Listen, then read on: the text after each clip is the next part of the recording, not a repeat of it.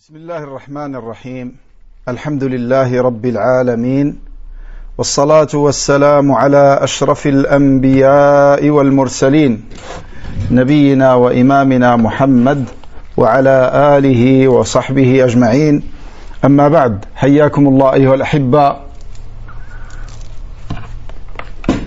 Je suis très heureux de vous retrouver aujourd'hui, le samedi 27 mai 2023, correspondant au 7 du mois de Al-Qa'da de l'année 1444 de l'Hégire. Nous nous retrouvons par la grâce d'Allah subhanahu wa ta'ala afin de poursuivre ensemble ces cours dans le sujet et le grand pèlerinage, cette adoration qui est une obligation une fois dans la vie et qui représente un des piliers de l'islam et un de ses fondements importants. D'où l'importance de l'accomplir avec science, car la science, c'est le seul moyen d'arriver à la sincérité et également à la conformité à la sunna.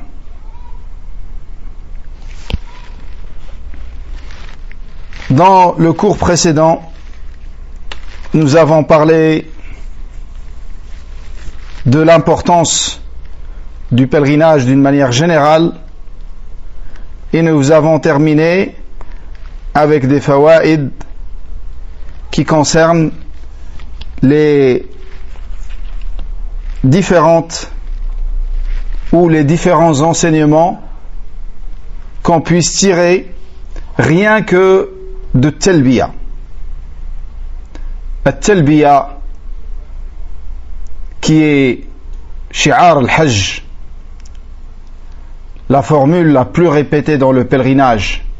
Dès que tu entres dans l'état de sacralisation, tu commences par dire Talbiya. Labbaik Allahumma labbaik, labbaik la sharika laka labbaik, innal hamda wal ni'mata laka wal mulk la sharika lak. Tu dis, me voici mon Seigneur, répondant à ton appel. Me voici. Me voici sans rien t'associer.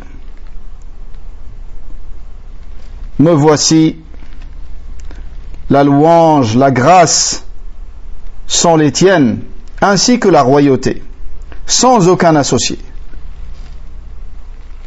Donc, cette talbiya qui comporte énormément de sens, on avait vu quelques-uns de ces sens-là. Quand tu dis labbaik Allahumma labbaik, labbaik, c'est ce que dit le serviteur à son maître, même avant l'islam. Dans la langue arabe, quand tu dis à quelqu'un labbaik, c'est pour montrer que tu réponds à son appel.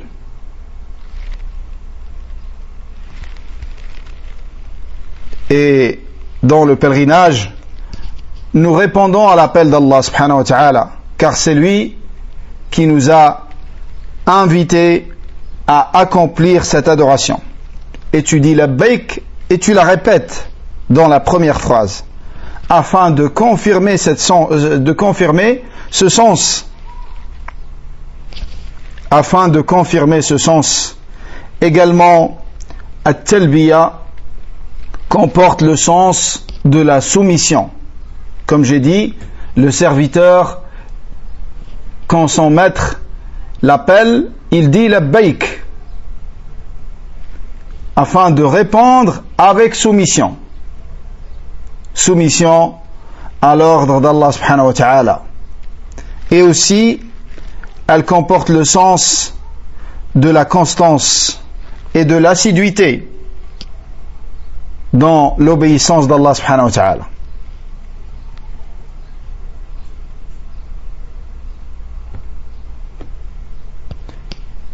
la constance et l'assiduité dans l'obéissance à Allah subhanahu wa ta'ala. Labbaik Allahumma labbaik. Également, tu te diriges vers Allah subhanahu wa ta'ala avec ce qu'il aime. Car quand tu dis labbaik, tu vas faire ce qu'il t'a été ordonné. Et tu vas le faire avec soumission. Et tu vas faire preuve de constance en cela. Et bien évidemment, tu vas faire ce que aime celui qui t'a appelé et invité à cela. At-talbiya est dérivé aussi du terme al-lub, la pulpe. Car at-talbiya comporte la sincérité. Et la pulpe de l'adoration et de notre religion, c'est la sincérité envers Allah subhanahu wa ta'ala. C'est la sincérité envers Allah subhanahu wa ta'ala. L'ub, c'est l'essence et la pulpe de toute chose. Et la pulpe et l'essence de notre religion, c'est justement la sincérité envers Allah subhanahu wa ta'ala. C'est pour ça que nous appelons la parole La ilaha illallah la parole de la sincérité. Et notre religion se résume dans la parole d'Allah Iyyaka na'budu wa iyyaka nasta'in. At-talbiya également implique que tu répondes à l'appel d'Allah subhanahu wa ta'ala avec épanouissement, en étant heureux de cela. C'est pas tu fais ça, tu fais quelque chose malgré toi, contre ton gré. Non. Le croyant, il répond à l'appel d'Allah subhanahu wa ta'ala en étant heureux de cela, qu'Allah lui a permis d'accomplir cette adoration. Et at-talbiya aussi dérivé du terme labba. Les Arabes disent une femme labba, une femme qui aime son mari. Donc, tu réponds à l'appel d'Allah subhanahu wa ta'ala avec amour d'Allah et amour de son adoration et de son obéissance. Et également parmi les significations que l'imam Ibn al-Qayyim a citées, c'est al-ilbab qui signifie la proximité. Tu te rapproches d'Allah avec cette adoration en cherchant sa proximité, en cherchant à s'approcher de lui. Alors regardez tous ces sens que comporte rien que la première parole que tu prononces en commençant ton pèlerinage. Et imagine si tu arrives à avoir à l'esprit ces significations et ces sens quand tu dis Labbaik Allahumma labbaik. Et pour ceux qui commencent leur pèlerinage depuis Médine, ils vont dire cette parole, ils vont la répéter jusqu'à arriver devant le Kaaba. Yani pendant plusieurs heures à répéter cette parole. Et les formules en islam comportent des sens. Et celui qui tire le plus grand profit de la répétition de ces formules, c'est celui qui médite leur sens. Alors, note bien tous ces sens qui sont dans At-Talbiya et révise-les souvent jusqu'au début du pèlerinage afin d'avoir à l'esprit ne serait-ce qu'une partie de ces significations. Tu dis, je réponds à l'appel d'Allah en espérant qu'il t'accepte. C'est pas parce que tu as fait le pèlerinage que ton pèlerinage sera accepté. Tu réponds à l'appel d'Allah subhanahu wa ta'ala en espérant avoir la sincérité et la conformité à la sunna dans tout ce que tu dis et dans tout ce que tu fais. Et ça demande des efforts. et ça demande de l'apprentissage. Premièrement, des efforts dans l'apprentissage.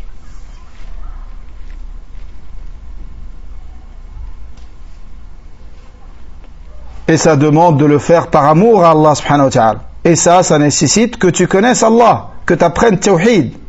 Et le pèlerinage, c'est le voyage de Tawhid.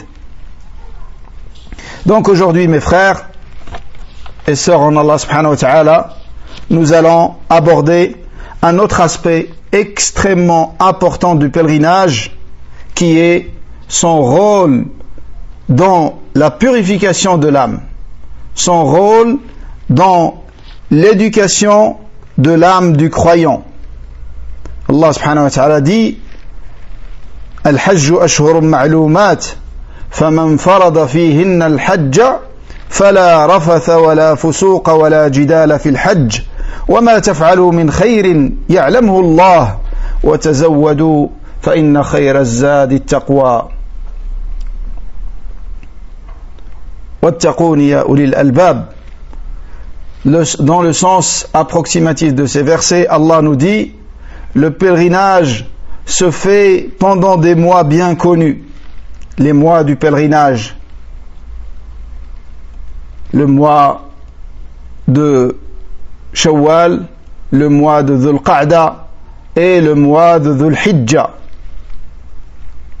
Que celui qui entreprend de le faire, qu'il sache ceci: point de rapport sexuel, point de débauche et de perversité, et point de dispute et de querelle pendant le Hajj.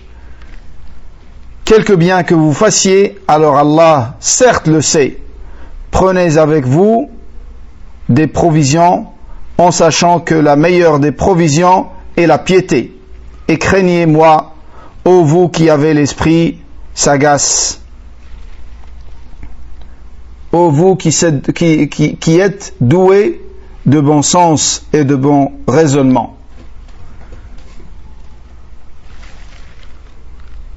Allah subhanahu wa ta'ala dit aussi: وَأَذِّنْ فِي النَّاسِ بِالْحَجِّ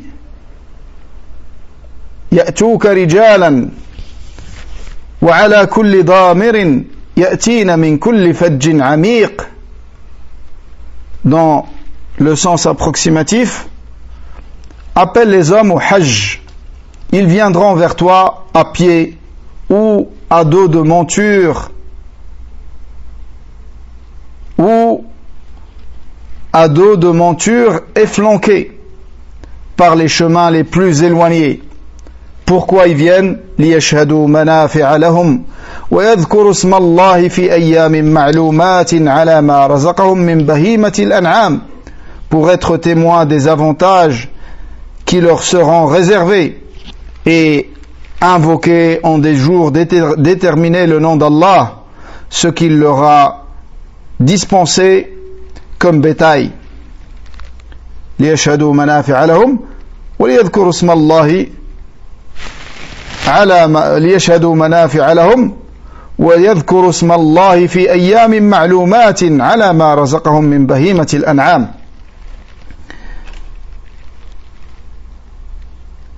Et dans hadith Abi Hurayra radiyallahu anhu, قال عليه الصلاة والسلام: من حج لله فلم يرفث ولم يفسق رجع كيوم ولدته أمه. Celui qui fait le pèlerinage pour Allah.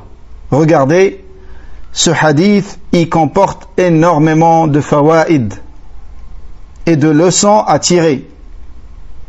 Tout d'abord, la sincérité. Man hajja lillahi, et non pas celui qui fait le hajj pour avoir le titre de l'hajj ou pour que les gens l'estiment plus. Il fait le hajj pour Allah subhanahu wa ta'ala. Man hajja lillahi. Ça, c'est la première condition et la condition la plus importante. Ensuite, falam yarfuth. Falam yarfuth. Il n'a pas commis de rapport sexuel. Et Al-rafath, ça se dit des rapports sexuels, et ça se dit également des préliminaires des rapports sexuels, et ça se dit également des paroles grossières et des paroles indécentes. Ça se dit de tout ça. Donc tout ça rentre. Mais ce qui rentre en premier lieu, c'est bien évidemment les rapports.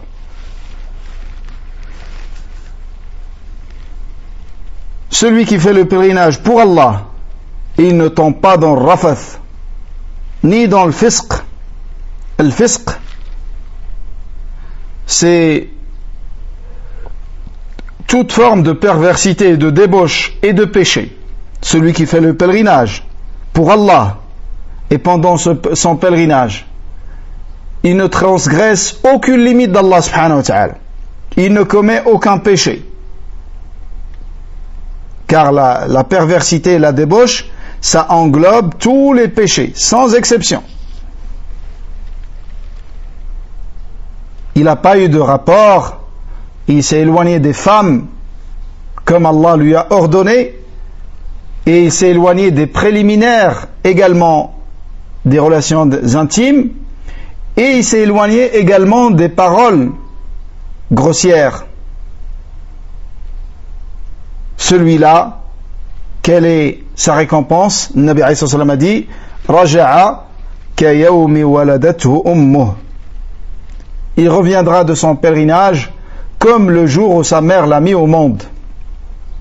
C'est-à-dire, il reviendra sans péché.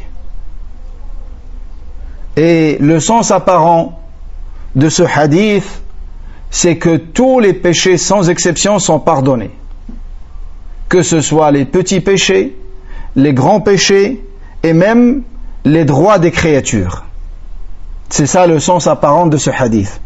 Il reviendra comme le jour où sa mère l'a mis au monde. Et le jour où sa mère l'a mis au monde, il n'avait aucun péché, bien évidemment.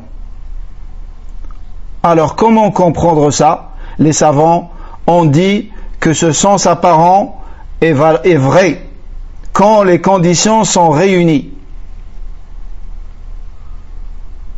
Quand les conditions sont réunies.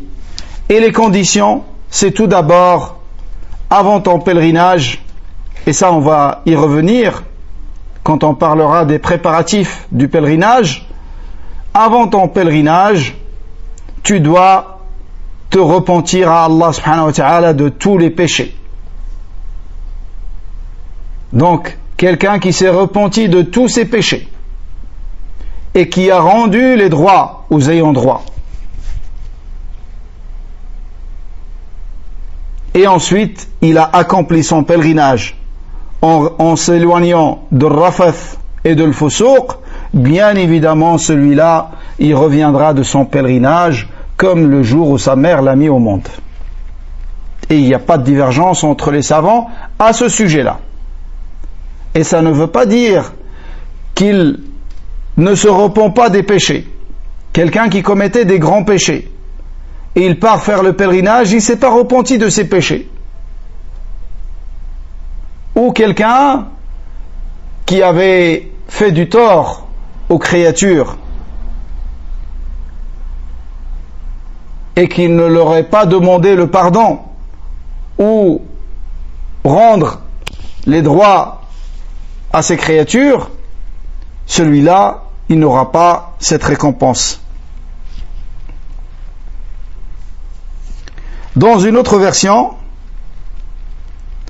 le Nabi alayhi salatu wassalam a dit Man hajja hadha al-bayta, celui qui fait le pèlerinage vers cette maison, yani la maison sacrée d'Allah. Et dans une autre version de ce hadith, Man ata hadha al-bayt, celui qui se rend à cette maison, la maison sacrée d'Allah. Et selon cette dernière narration du hadith, la récompense est promise pour ceux qui accomplissent le pèlerinage et l'umrah également.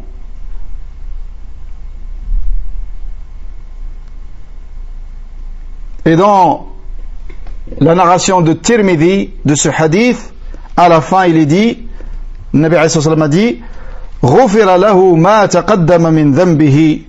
Ce hadith a été authentifié par l'imam al-Albani. غُفِرَ لَهُ مَا تَقَدَّمَ مِنْ ذَنْبِهِ. Tous ses péchés passés lui seront pardonnés. Tous ses péchés passés lui seront pardonnés. Donc ça également, c'est avec les conditions que nous avons vues. Il se repent à Allah de tous ses péchés. Et il rend les droits aux ayants droit, et il accomplit son pèlerinage sincèrement pour Allah subhanahu wa ta'ala, en se conformant à la sunna dans ce qu'il fait et dans ce qu'il dit, et en s'écartant de rafath et de l'fusouq. Celui-là, tous ses péchés passés lui seront pardonnés.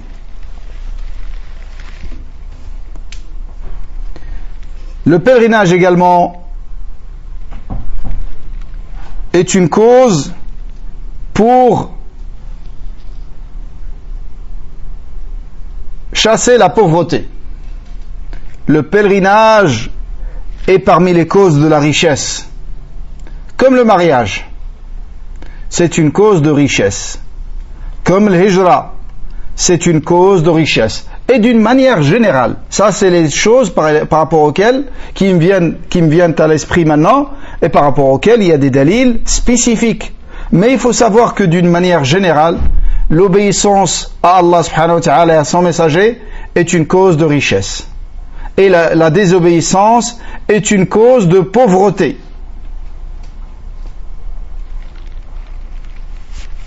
Donc, comme le Nabi alayhi salatu wassalam a dit, il a dit تابعوا بين الحج والعمرة فإنهما ينفيان الفقر والذنوب كما ينفي الكير خبث الحديد.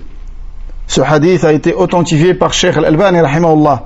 Le Nabi alayhi sallam dit, accomplissez le pèlerinage et la umrah une fois après l'autre. Yani à chaque fois que vous avez la possibilité, accomplissez ces adorations, car elles éliminent les péchés et la pauvreté comme le soufflet du forgeron élimine la rouille du fer. Quand on ramène une pièce métallique rouillée et on la frappe avec du feu, il la nettoie en très très peu de temps. Celui qui a déjà observé ce phénomène, ça devient propre en très peu de temps. De même, l'accomplissement du pèlerinage et de l'umrah permettent d'effacer, d'éliminer les péchés et la pauvreté. Et le Nabi alayhi sallam dit, comme dans l'authentique de l'imam Muslim, Al-Hajj al-Mabrour laysa lahu jaza'un illa al-Jannah. Allahu Akbar. Le pèlerinage accepté n'a de récompense que le paradis. Le pèlerinage accepté, sa récompense, c'est le paradis. Et parmi les signes du pèlerinage accepté, il y a des signes que tu constates pendant ton pèlerinage et des signes que tu constates après ton pèlerinage. Pendant ton pèlerinage, c'est ton attachement à la sincérité et ton attachement au suivi du prophète alayhi salatu wassalam, à apprendre comme il a accompli son pèlerinage et à l'accomplir comme lui il l'a accompli. Ça, c'est parmi les grands signes de l'acceptation pendant le pèlerinage. C'est que durant ton pèlerinage, que tu sois attaché à la sincérité et à la sunna. Dans tout ce que tu dis, et dans tout ce que tu fais, et dans tout ce que tu crois également. Il y a des signes que tu constates après ton pèlerinage.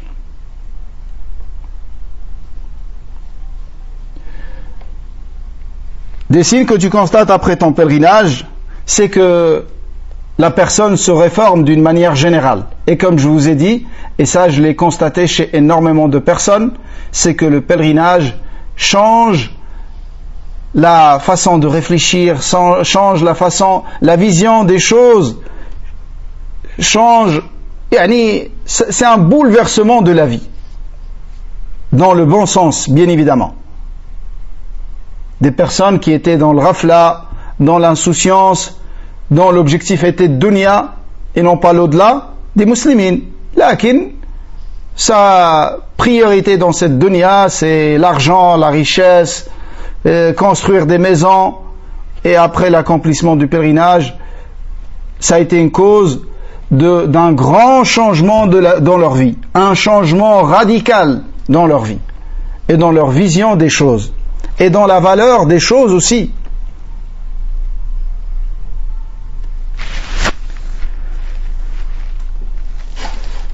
Donc, le pèlerinage, parmi les signes d'un pèlerinage accepté, c'est cette réforme dans la vie de la personne. Et une augmentation dans son attachement aux adorations. Et éloignement des péchés. C'est ainsi qu'il passe d'un mauvais état vers un bon état. Et d'un bon état vers un état meilleur. Par rapport à la sincérité, comme il a été rapporté de Wahib ibn al-Ward, rahimahullah, quand il lisait وَإِذْ يَرْفَعُ إِبْرَاهِيمُ الْقَوَاعِدَ مِنَ الْبَيْتِ وَإِسْمَاعِيلُ رَبَّنَا تَقَبَّلْ مِنَّا. Ibrahim alayhi salam, il construit la maison d'Allah subhanahu wa ta'ala avec l'ordre d'Allah subhanahu wa ta'ala. Et il est auprès d'Allah. Il a atteint ce degré que seulement 2 hommes l'ont atteint de tous les fils de Adam sans exception. Donc, Ibrahim, le statut de Ibrahim, la valeur et le mérite de son acte, et c'est un acte qu'il fait avec l'ordre d'Allah subhanahu wa ta'ala. Et malgré tout ça, il espère l'acceptation. Rabbana taqabbal minna. Si Ibrahim alayhi salam, il demande à Allah l'acceptation, comment toi, tu peux croire qu'il suffit de faire une bonne action pour qu'elle soit acceptée? C'est pour ça, beaucoup d'entre nous, notre souci, c'est uniquement d'accomplir la bonne action et l'adoration. Salaf, comme vous savez par rapport à Ramadan, Sahaba radiyallahu anhum, ils se préparaient à Ramadan pendant 6 mois. Et après le passage de Ramadan et la fin de Ramadan, ils invoquaient Allah pendant 6 mois qu'il accepte de cette adoration. Donc, il faut que ce soit aussi parmi nos préoccupations, parmi nos soucis, est-ce que Allah a accepté de moi ou pas? Et toujours se remettre en cause et se juger soi-même avant que tu ne sois jugé devant Allah subhanahu wa ta'ala. Al-Hajj également, mes frères, c'est une adoration dans laquelle se manifeste d'une manière apparente l'obéissance à Allah, où le croyant répond à l'appel d'Allah subhanahu wa ta'ala en faisant ce voyage qui peut être très coûteux pour lui, surtout pour ceux qui viennent des pays de l'islam où les gens ont des moyens modestes, et il y en a qui travaillent toute leur vie en mettant des économies de côté afin de pouvoir faire le hajj avant leur mort. Et il y en a qui arrivent, il y en a qui n'arrivent pas.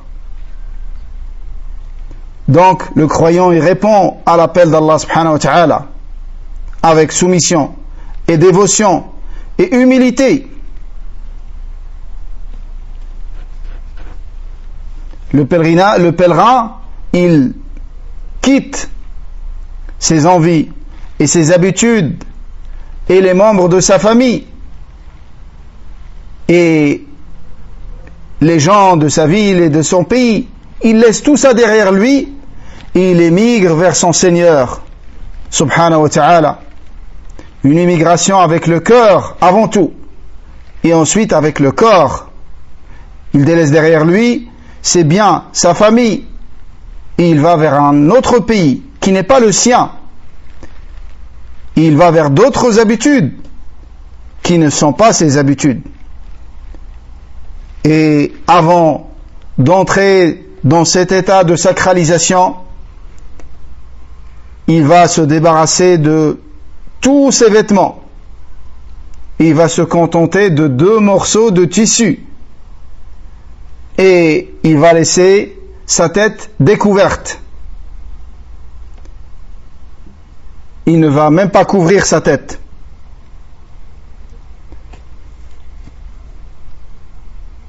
Et il va également s'éloigner du parfum des femmes et de toutes ces choses qu'il aime, en disant labbaik Allahumma labbaik, en montrant sa soumission à Allah subhanahu wa ta'ala, et qu'il répond à son appel et qu'il se soumet à son jugement et qu'il exécute ses ordres en s'écartant de ses interdits.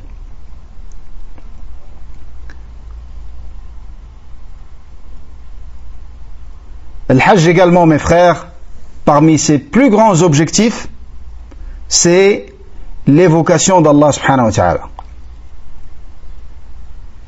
Et l'évocation d'Allah subhanahu wa ta'ala, c'est pas un objectif uniquement dans le pèlerinage. C'est un objectif dans toutes les adorations sans exception.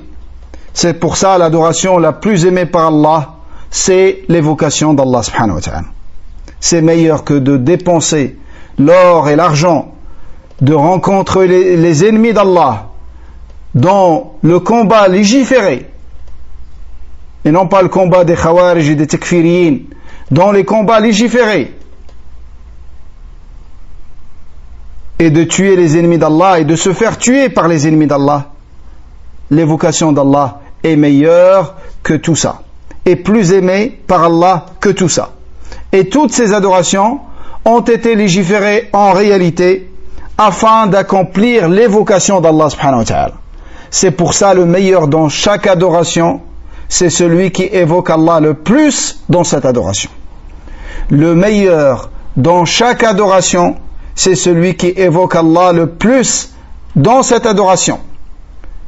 Le meilleur des jeûneurs, c'est celui qui évoque Allah le plus dans son jeûne. Le meilleur des pèlerins, c'est celui qui évoquera Allah le plus dans son pèlerinage. Nabi alayhi salam dit dans le hadith authentique rapporté par l'imam Tirmidhi et l'imam Abu Daoud, selon notre mère la pure Aïcha, qu'Allah l'agrée, et qu'Allah maudisse ceux qui disent du mal d'elle et qui l'accusent dans son honneur après qu'Allah l'a innocentée. Elle rapporte de notre prophète bien-aimé alayhi salatu wassalam qu'il a dit: innama ju'ila at-tawafu bil bayt was-sa'i bayna as-safa wal marwa wa ramy al-jimar li'iqamati dhikri Allah azza wa jal. إنما جعل الطواف بالبيت والسعي بين الصفا والمروة ورمي الجمار لإقامة ذكر الله عز وجل. Elle nous dit رضي الله عنها que le prophète عليه الصلاة والسلام a dit: الطواف autour de Kaaba ainsi que sa'i entre Safa et le Marwa et la lapidation des stèles, tout ça a été légiféré afin d'accomplir l'évocation d'Allah subhanahu wa ta'ala. Afin d'accomplir l'évocation d'Allah subhanahu wa ta'ala.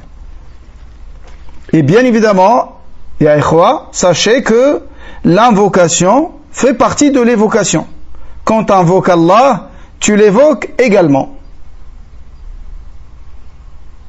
Lakin l'évocation d'Allah est plus générale que l'invocation. Car l'invocation, c'est quand tu demandes à Allah explicitement. Tu dis: Allah, donne-moi la santé, donne-moi la richesse, accorde-moi le paradis, préserve-moi de l'enfer, ça c'est l'invocation. Et l'évocation c'est plus général, car l'évocation c'est une demande implicite. T'accomplis ce que Allah aime en espérant son pardon, en espérant sa miséricorde, en espérant sa récompense, et en fuyant l'inverse.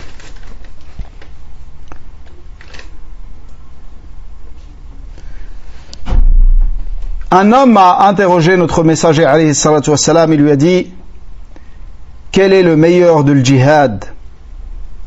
Quel est le djihad dans lequel il y a la plus grande récompense? Il a dit: celui qui évoque Allah le plus dans son djihad. Quels sont les meilleurs des jeûneurs? Il a dit: de même, ceux qui évoquent Allah le plus dans leur jeûne.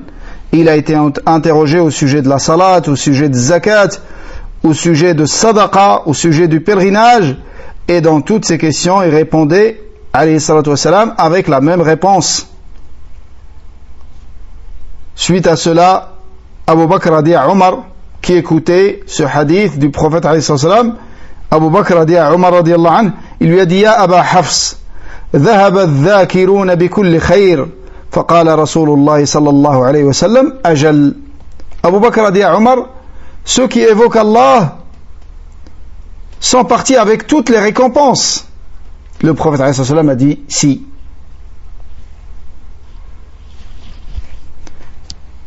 Donc c'est pour ça les savants ont pris de ce hadith une règle, comme l'a cité l'imam Ibn al-Qayyim et d'autres, que le meilleur dans chaque adoration, c'est celui qui évoque Allah le plus dans cette adoration. Al-Hajj est une adoration dans laquelle se manifeste la confiance en Allah, at-tawakkul.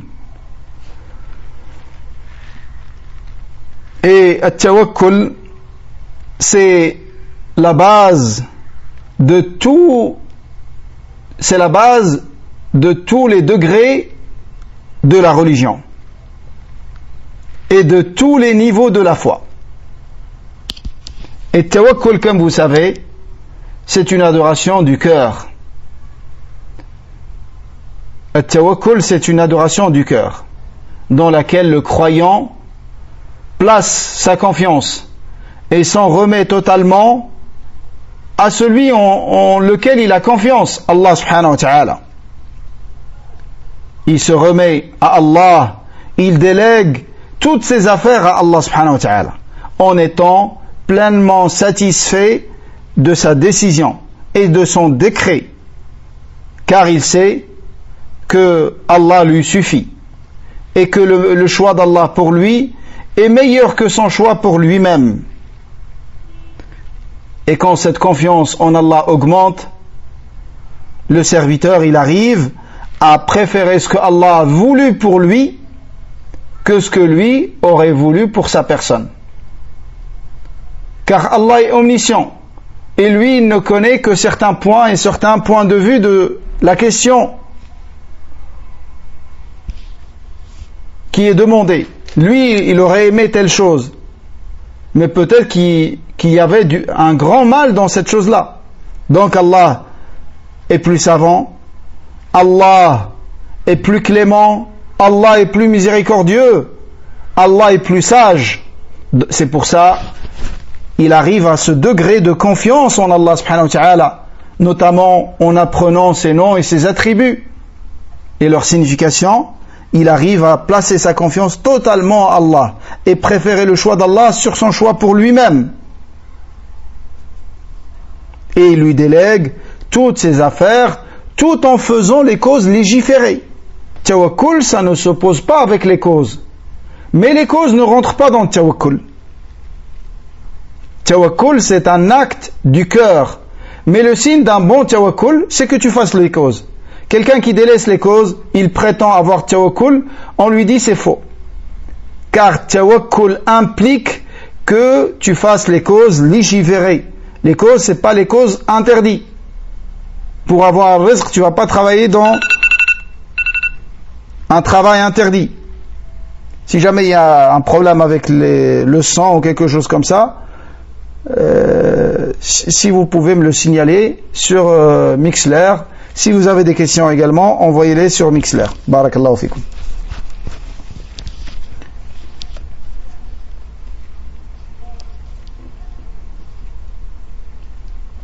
النبي عليه الصلاة والسلام dit لو كنتم توكلون على الله حق توكله لرزقكم كما يرزق الطير تغدو خماصا وتروح بطانا. Allahu Akbar, hadith azim. Si vous placiez votre confiance en Allah comme il se doit, il vous aurait accordé votre subsistance comme il l'accorde aux oiseaux. Ils partent le matin, ils sortent de leur nid, ils quittent leur nid en ayant le ventre vide. Ils reviennent le soir, le ventre rempli. Ça, c'est at-tawakkul. Et c'est pour ça que les causes, est un signe d'un bon tawakkul, d'un tawakkul juste. Parce que les oiseaux, ils quittent leur nid. Même les oiseaux, ils font les causes. Amma rester chez soi et espérer le rizq, non. Ça, c'est pas tawakkul. At-tawakkul, c'est un acte du cœur, je le répète pour son importance. C'est un acte purement du cœur. C'est une confiance, c'est un apaisement que tu ressens dans ton cœur vis-à-vis d'Allah subhanahu wa ta'ala. Et cette confiance augmente avec la science, avec la connaissance d'Allah. C'est pour ça, quand tu connais un roi puissant, riche, généreux, il te promet de te donner une chose, tu ne vas jamais douter de cela. Pourtant, Allah t'a promis des choses et tu doutes encore. La preuve de tes doutes, c'est que tu n'agis pas comme Allah t'a ordonné. Et ça, tu peux le voir dans beaucoup de choses dans ta vie. Et je ne parle pas de vous sans parler de ma personne.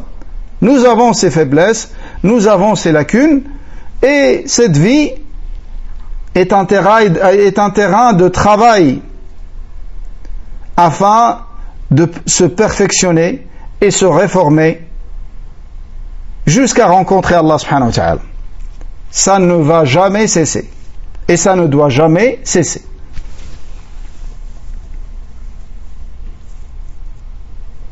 Donc, à travers l'adoration de Al-Hajj, on voit ce tawakkul.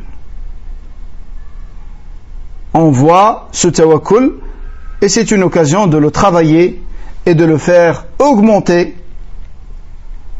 Aussi, le pèlerinage est une occasion pour le croyant de se repentir de tous ses péchés, comme on a vu précédemment. Le pèlerinage est une cause pour se repentir de tous ses péchés et d'être sauvé du châtiment d'Allah subhanahu wa ta'ala. Comme a dit le Nabi alayhi sallam dans le hadith rapporté dans les deux authentiques selon Abu Huraira, Man hajja lillahi falam yarfuth wa lam yafsuq raja'a ka yawmi waladathu ummuh. Celui qui fait le pèlerinage pour Allah et qui ne tombe pas et qui ne commet pas de rapport sexuel ni de perversité, il reviendra de son pèlerinage comme le jour où sa mère l'a mis au monde. Rapporté dans les deux authentiques. Le Nabi alayhi salatu wassalam a dit à Amr ibn al-As, quand il est entré en islam, il lui a dit: tu n'as pas su que l'islam démolit ce qui l'a précédé, et tu n'as pas su que l'émigration démolit ce qui l'a précédé, et tu n'as pas su que le pèlerinage démolit ce qui l'a précédé, dans l'authentique de l'imam Muslim. Yani démoli, ça veut dire effacer. L'islam est une cause d'effacement de tous les péchés précédents, avant l'islam. Et bien évidemment, quand il y a, yani la personne a un argent haram, ou quelque chose qu'elle a eu qui appartient à une personne, il faut qu'elle rende les droits aux ayants droit, même avec l'islam. Quelqu'un après des objets appartenant à une autre personne, il entre dans l'islam, il faut qu'il rende ces choses-là à leur propriétaire. Lakin les péchés entre lui et Allah subhanahu wa ta'ala, tout ça est pardonné avec l'islam, et même ces péchés-là, Allah il les transforme en des bonnes actions pour ce serviteur qui a été sincère. Et de même pour les migrations, et de même pour le pèlerinage. Ce hadith a été rapporté dans l'authentique de l'imam Muslim. Selon notre mère Aïcha radiyallahu anha, le prophète alayhi salatu wassalam a dit: il n'y a pas un jour dans lequel Allah affranchit plus de serviteurs du feu de l'enfer comme le jour de Arafat. Et Allah, dans le jour de Arafat, il se rapproche de ses serviteurs et il les vante auprès de ses anges. Il dit: qu'est-ce que ces gens-là ont voulu? Qu'est-ce qu'ils veulent? Yani Allah subhanahu wa ta'ala les vante auprès des anges. Il montre aux anges les mérites de ces hommes et ces femmes qui sont venus afin d'accomplir cette adoration pour Allah subhanahu wa ta'ala.